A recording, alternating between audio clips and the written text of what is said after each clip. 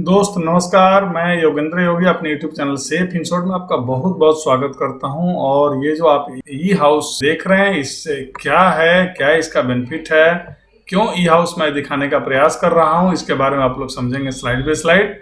और आगे एक चीज और बताना चाहूंगा कि किस प्रकार आप ई हाउस 1 BHK लेते हैं तो फायदा होगा, ई हाउस 2 BHK लेते हैं और 3 BHK लेते हैं तो उस ई हाउस के अलावा जो आप अगर फिजिकल हाउस या एक्चुअल हाउस लेते हैं उसके अपेक्षा ई हाउस में क्या क्या अंतर मिलेंगे और कितना बड़ा कहाँ फायदा होगा, ये आपको पूरा वीडियो देख के ही समझ पाएंगे। और समझने के बाद ही आप कोई फिजिकल एक्चुअल हाउस लें या फिर ई हाउस लें तो ज्यादा बेटर होगा।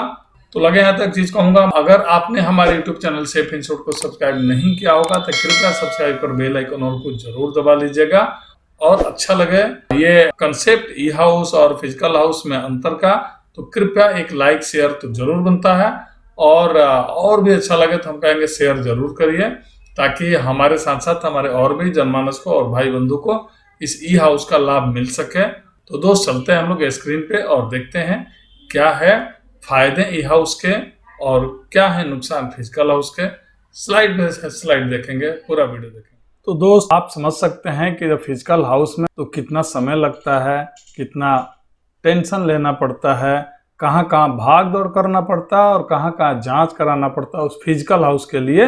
वही चीज हमको ई हाउस इलेक्ट्रॉनिक हाउस जो मिल रहा है, इस इलेक्ट्रॉनिक हाउस में क्या क्या करना पड़ रहा है नेक्स्ट स्लाइड में देखेंगे। E house is electronic house. Some of us buy second house as an investment. हम में से कुछ लोग हैं जो कि जिनके पास बहुत अच्छा घर भी है और फिर वो इन्वेस्टमेंट के रूप में एक अच्छा सा घर खरीद के देना चाहते हैं अपने बच्चों के लिए, अपने लिए, जहां से उनको एक अच्छा सा रेंट मिल सके, एक अच्छा सा एसेट तैयार हो सके। तो इस प्रकार हम ई हाउस कहेंगे कि much better investment than an actual house, या एक्चुअल हाउस में से काफी अच्छा होगा ई हाउस खरीदना, ई हाउस परचेज करना।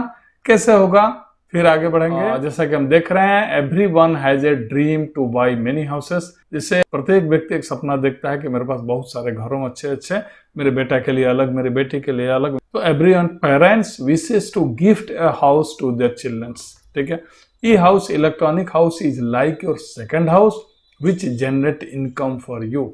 या फिर अपना मकान खरीदने का दूसरा आनंद ये होता है कि अगर हमारे पास मकान कुछ मेट्रो में, कुछ दिल्ली हो, कलकत्ता में हो, बॉम्बे में हो, तो वहां से भी मेरे लिए कुछ सेकंड इनकम जनरेट होना स्टार्ट हो जाएगा, जहां से मेरा एक तरह से पैसिव इनकम कहा जाए वो भी स्टार्ट हो जाएगा। उससे भी मैं एंजॉय कर पाऊंगा अपने लाइफ को, या फिर अपने बच्चों को प्रत्येक के लिए एक अलग अलग ऐसा घर दूंगा जहां से उसका फी निकलने लगे और उसका आनंद वो ले सके।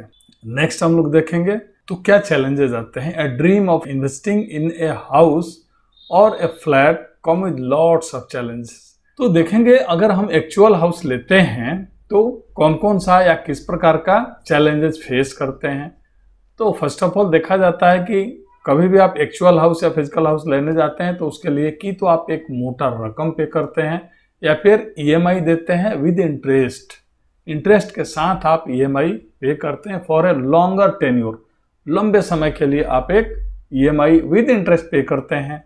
दूसरा, जब भी आप वो एक्चुअल हाउस प्रॉपर्टी खरीदने जाते हैं, चाहे जमीन के रूप में या मकान के रूप में, तो प्रॉपर्टी टैक्स देते हैं, वाटर टैक्स देते हैं, इलेक्ट्रिक टैक्स देते हैं, अदर बहुत सारे टैक्सेस हैं जो कि आपको पे करना पड़ता है रेगुलर बेसिस पे। तीसरा, आप यहाँ देखेंगे ब्लॉकिंग ह्यूज इनिशियल अमाउंट, एक बड़ा सा अमाउंट ब्लॉक हो जाता है आपका अगर एक मुश्त देके खरीदते हैं तो, या फिर ईएमआई पे खरीदते हैं तो भी एक बहुत बड़ा अमाउंट आपका होल्ड हो जाता है। चौथा देखेंगे लिक्विडेशन इन ए नीडेड टाइम्स, हाईएस्ट चैलेंज। सबसे बड़ा चैलेंज क्या है कि जब आप उसको लिक्विडेशन करना होता है, जब आप उसको बेचना चाहते हैं तो ये बहुत बड़ा चैलेंज है, क्योंकि आप समझ रहे होंगे बेचना कितना आसान है या कितना tough. May be an appreciating asset but slow pace. ये एप्रिसिएटिंग एसेट एक हो सकता है लेकिन स्लो पेसेस में हो सकते हैं। मैं इसे बुरा भी नहीं कर रहा हूँ, मकान बहुत अच्छा चीज है, लेकिन वो आनंद नहीं मिलेगा जो आपको ई हाउस में मिले। कैसे मिलेगा आगे बताएं। Challenge in renting and maintenance by occupant. जो ऑक्यूपेंट होंगे उनके द्वारा आपको बहुत सारे चैलेंज मिलेंगे, यानी रेंट लगाने में और उसका मेंटेनेंस में, यानी देख रेख करने में। आप सातवां देखेंगे टैक्सेबल रिटर्न होगा, जो भी इसका रिटर्न मिलेगा वो टैक्सेबल होगा। ठीक है, चाहे आप रजिस्ट्री करवाने जाते हैं जमीन, वहां भी बहुत सारे टैक्स पे करने पड़ते हैं, आप चाहे बायर हो या सेलर हो। लास्टली हम देखेंगे कि मेंटेनेंस एक्सपेंसेस बहुत भारी हो जाती है, ये सबसे बड़ा एक और चैलेंज आता है। उसके अलावा बहुत सारे मेनी मोर ऐसे आपको चैलेंजेस फेस करने पड़ते हैं फिजिकल हाउस में। तो क्या हमको इस ई हाउस में अंतर मिलेगा भी दे रहा है, तो कैसे मेरे लिए एक्चुअल हाउस और फिजिकल हाउस से बेहतर होगा, तो मैं एक एग्जांपल के रूप में लेता हूं। जैसा आपका एक छोटा सा बच्चा, प्यारा सा खूबसूरत बच्चा, और आप उसको चाहते हैं कि मैं एक गिफ्ट दूं फर्स्ट बर्थ एनिवर्सरी में।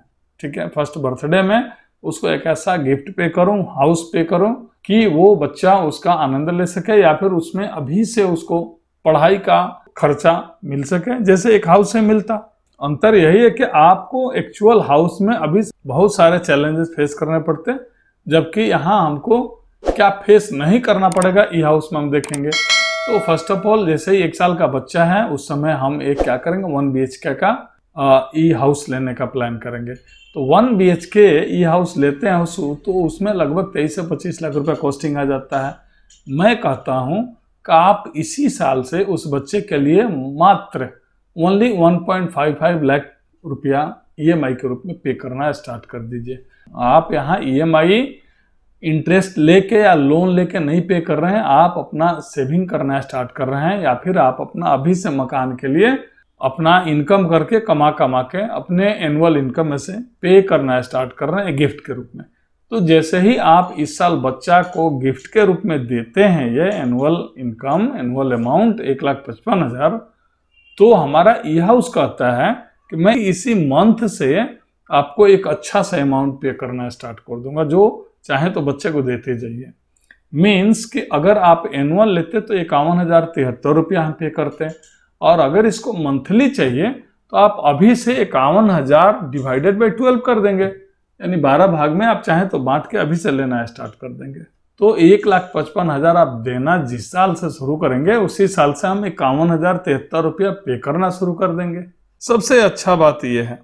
दूसरा अच्छा बात क्या है, जिस दिन से आप मुझे देना बंद कर देंगे, समझिएगा, जिस दिन से आप मुझे 1.5 लाख रुपए देना बंद कर देंगे उस दिन से मैं डबल देना शुरू करूंगा, यानी कि 1,01,370 रुपया आपको पे करना स्टार्ट करेंगे। और कब तक पे करेंगे सर? 100 साल तक पे करेंगे। अगर यहीं पर आपका फिजिकल हाउस या एक्चुअल हाउस होता तो 15 साल में कम से कम 2 बार रेनोवेशन कराने की आवश्यकता पड़ जाती, और नहीं तो बगल में शर्मा आंटी का घर का कलर बहुत खूबसूरत है, मेरा भी कलर वैसे ही होना चाहिए, ये लेके कम से कम 1,00,000-2 लाख रुपए कॉस्टिंग तो मेरे आ ही जाते। ठीक है, उनका फर्श ऐसा है तो उस हिसाब से या हम अपना भी कराएंगे तो चेंज हो ही जाता और कॉस्टिंग मेरा बढ़ जाता। इस एवज में हमको कोई कॉस्टिंग नहीं करना पड़ा, 1 रुपया इसके अलावा लगाना नहीं पड़ा, और मेरा 51,000 रुपया आता रहा।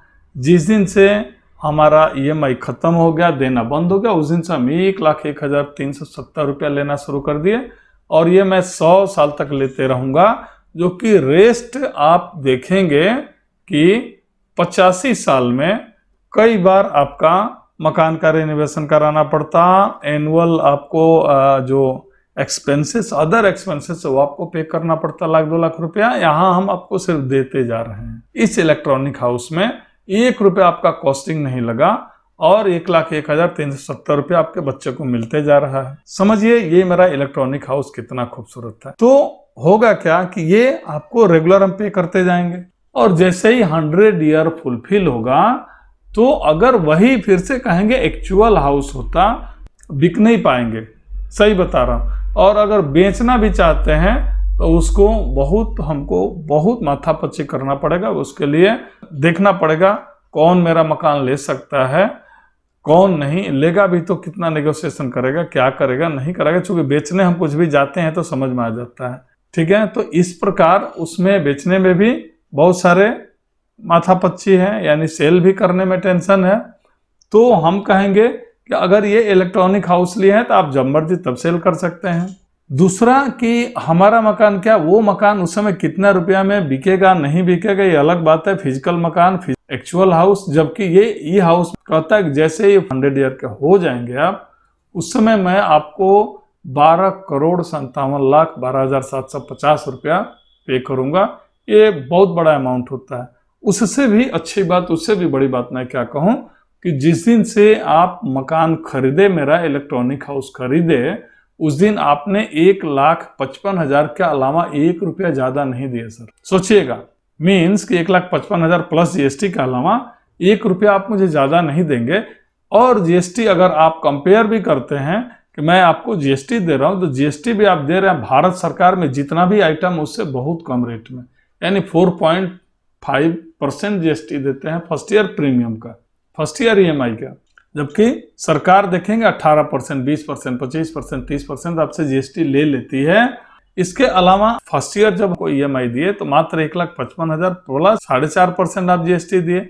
जबकि वही अगर आप एक्चुअल हाउस खरीदने जाते हैं तो वहां एक बहुत बड़ा अमाउंट कैपिटल गेन के रूप में आपको देना पड़ता है रजिस्ट्री कचहरी में। जबकि यहाँ 1 रुपया ना फर्स्ट में रजिस्ट्री करवाने में देना है, ना लास्ट में देना है, और मकान के वैल्यू में 12,57,00,000 रुपया दे रहा हूँ। जबकि एक्चुअल आप कैलकुलेट करेंगे तो लगभग यहाँ 23 से 24 लाख रुपए आप पे करेंगे मुझे इस ई हाउस के बदले में। तो नेक्स्ट देखेंगे और क्या इसकी वर्सेस सेंचुरी प्लान, मतलब ई हाउस को हम देखेंगे तो यहाँ बहुत सुंदर तरीके से आपको सजा के बता दिया गया है वैल्यू ऑफ हाउस। जैसे 1 BHK अगर मकान लेते हैं तो आपको लगभग 23 लाख के आसपास में लगता है। 2 BHK लेते हैं तो आपको 50 लाख के आसपास में लगता है।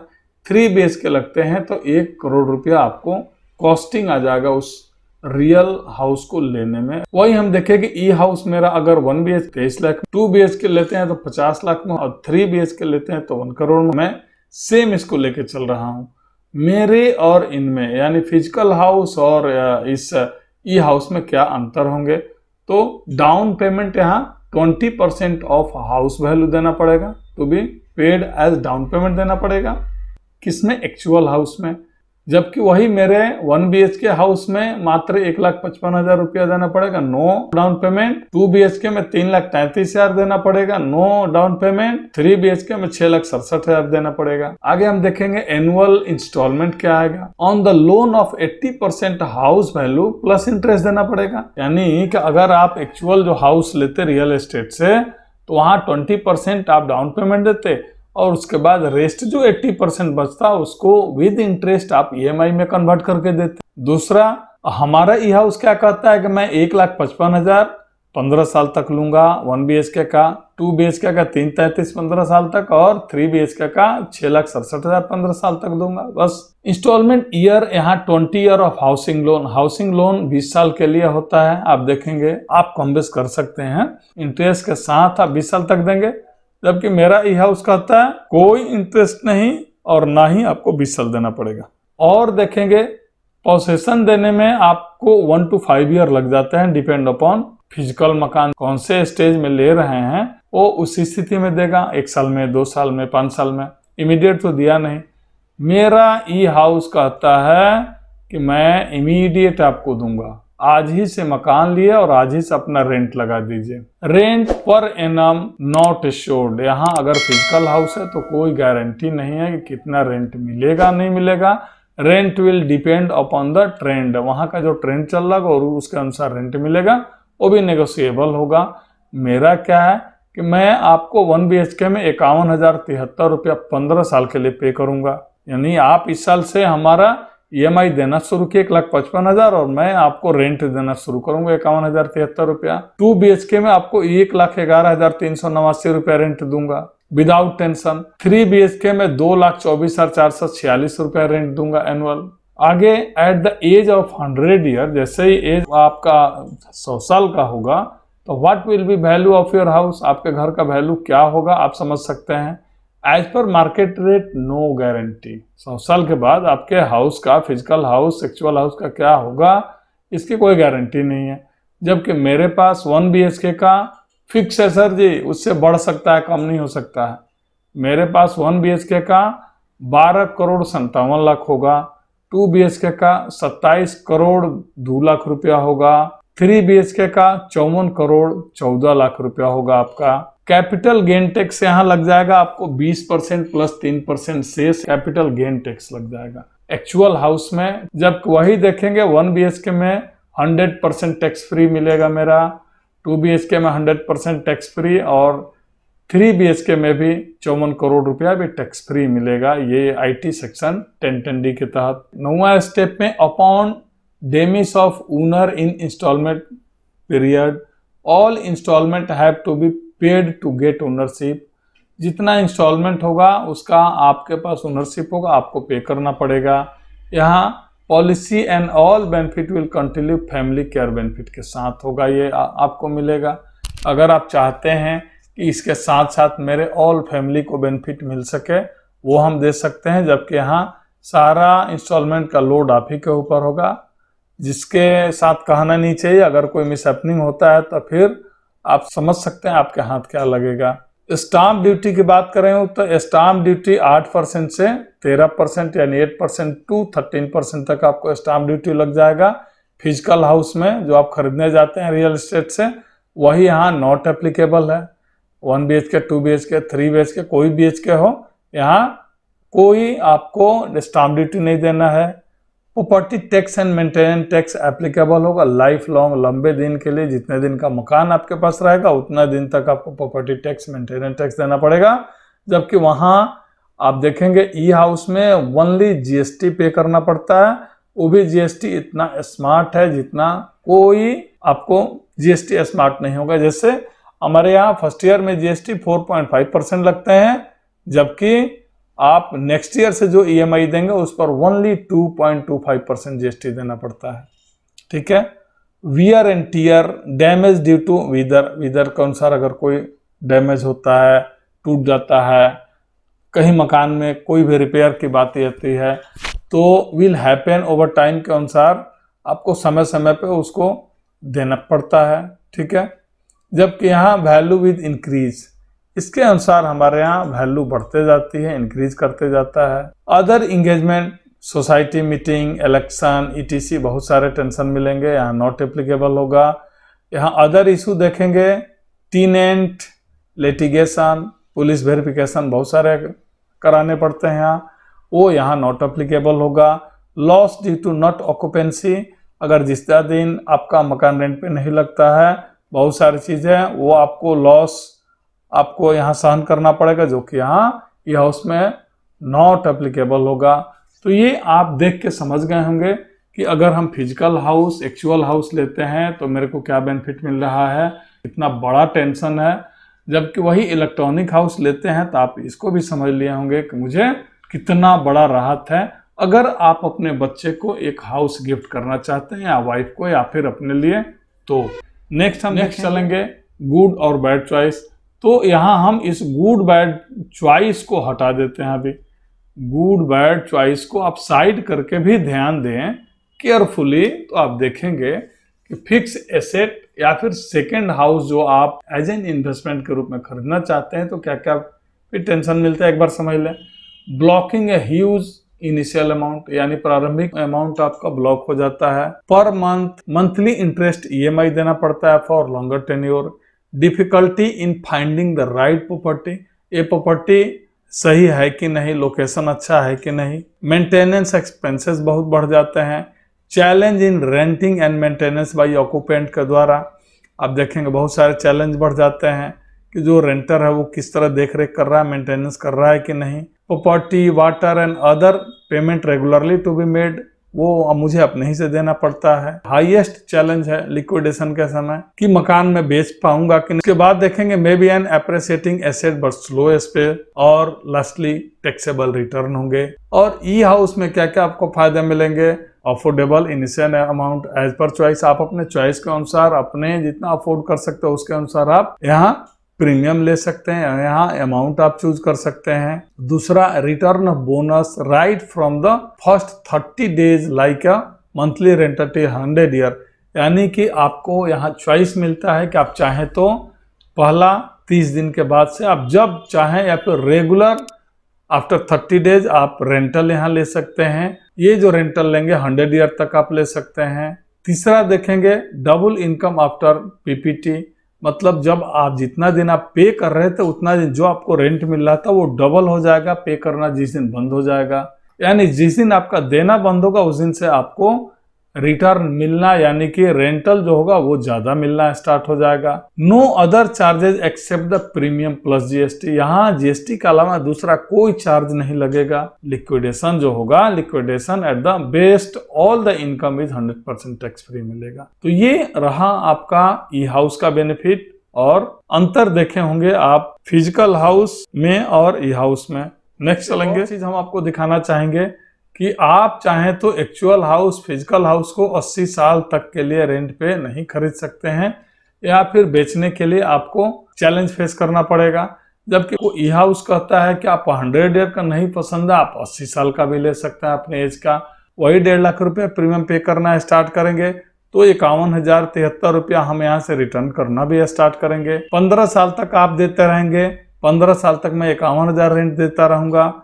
15 साल के बाद यानी आफ्टर 15 ईयर आप मुझे देना बंद कर देंगे और मैं आपको डबल देना स्टार्ट कर दूंगा। समझिए ऐसे ई हाउस कहाँ मिलने वाला है। अंतर क्या है 100 और 80 ईयर में आपको एट लास्ट मैच्योरिटी 2,42,18,750 रुपया दूंगा, जबकि वही 100 ईयर में मैं 12 करोड़ रुपया दे रहा हूँ, मोर देन 12 करोड़। तो यहाँ मेरा कहना ये है अगर आप फिजिकल हाउस एक्चुअल हाउस जो लेना चाह रहे हैं और अपने बच्चे को गिफ्ट देना चाह रहे हैं ताकि मुझे एक रेंटल सपोर्ट मिल जाए, हमारा एक पैसिव इनकम स्टार्ट हो जाए, उससे मच बेटर आपको ई हाउस होगा जहाँ की विदाउट टेंशन आप होल लाइफ एंजॉय कर सकते हैं। जब चाहे लिक्विडेशन में कन्वर्ट कर सकते हैं और इस हाउस का रेंट के साथ आप आनंद ले सकते हैं और आप अपना हर चीज फुलफिल कर सकते हैं इस ई हाउस के थ्रू। तो मेरा मानना होगा कि E house far better than actual house. तो दोस्त अगर आपको ये ई हाउस कंसेप्ट अच्छा लगा होगा तो मैं कहूँगा एक लाइक शेयर जरूर दीजिएगा और आगे अपने दोस्त मित्र के पास शेयर जरूर करिए, क्योंकि आज के डेट में हर व्यक्ति की नीड है, हर व्यक्ति की आवश्यकता है कि मेरा एक दूसरा घर होना चाहिए जहां से इनकम आना स्टार्ट हो जाए। तो ठीक है दोस्त, नमस्कार, जय हिंद, जय भारत।